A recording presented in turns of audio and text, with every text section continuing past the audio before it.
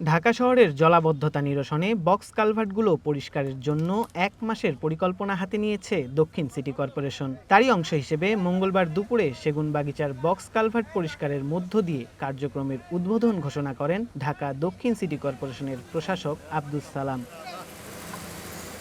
তিনি জানান, বৃষ্টির পানি দ্রুত নিষ্কাশন এবং জলাবদ্ধতা নিরসনে নতুন করে ৬টি পোর্টেবল পাম্প ক্রয় করার কাজ প্রায় শেষ। পাশাপাশি জলাবদ্ধতা দ্রুত নিয়ন্ত্রণে পান্থপথ, পরিবাগ, টিটিপাড়া সহ ইতোমধ্যে ৩৩টি হটস্পট নির্ধারণ করেছে সিটি কর্পোরেশন। ঢাকা দক্ষিণ সিটি কর্পোরেশনের প্রায় ৩৩টা হটস্পট আমরা বের করেছি, যে বৃষ্টি হলে এই ৩৩টা স্পটে পানি জমে যায় এবং পানি জমে যাওয়ায় এই পানিগুলোকে দ্রুত নিষ্কাশনের জন্য কিভাবে ব্যবস্থা গ্রহণ করা যায় সেটার জন্য আমরা চেষ্টা করছি। তবে এরই আওতায় প্রথমত আমরা এই বক্স কালভার্টগুলো যেটা আছে সেগুলোকে নিষ্কাশনের জন্য ব্যবস্থা নিচ্ছি।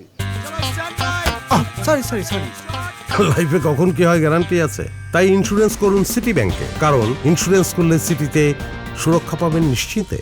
নতুন সরকারের তত্ত্বাবধানে জনগণের দুর্ভোগ আমলে নিয়ে সামনে নগরীর খালগুলোর উদ্ধারের পরিকল্পনার কথাও জানান দক্ষিণের প্রশাসক। আমাদের মাননীয় প্রধানমন্ত্রী তারেক রহমান প্রতি সপ্তাহে আমাদেরকে নিয়ে বসছেন, প্রতি সপ্তাহে আমাদেরকে উনি নির্দেশ দিচ্ছেন ঢাকা মহানগরের মানুষকে কিভাবে নাগরিক সুযোগ সুবিধা দেয়া যায়, সেটার জন্য কি কাজ করা যায়, সেটার জন্য একটার পর একটা আমরা কাজ করছি। আমরা মশক নিধনেও কাজ করছি এবং সেটা চলমান আছে। খাল পুনরুদ্ধার, সংস্কার ও নান্দনিক পরিবেশ সৃষ্টি। আপনারা জানেন যে খালগুলো আমরা পরিষ্কার করার চেষ্টা করছি, কিন্তু খালগুলোকে যদি রক্ষা করতে হয় তাহলে খালগুলোর পাশে আমরা যদি একটা ওয়াকওয়ে করার চেষ্টা করছি।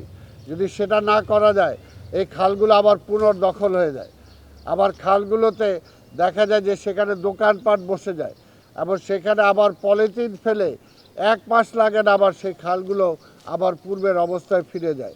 জনদুর্ভোগ কমাতে তাই প্রশাসনের পাশাপাশি সাধারণ জনগণকে এগিয়ে আসার আহ্বান জানান আব্দুস সালাম। জনগণের দায়িত্ব 50% আর সিটি কর্পোরেশনের দায়িত্ব 50%। Sayem Chowdhury, one news, Dhaka.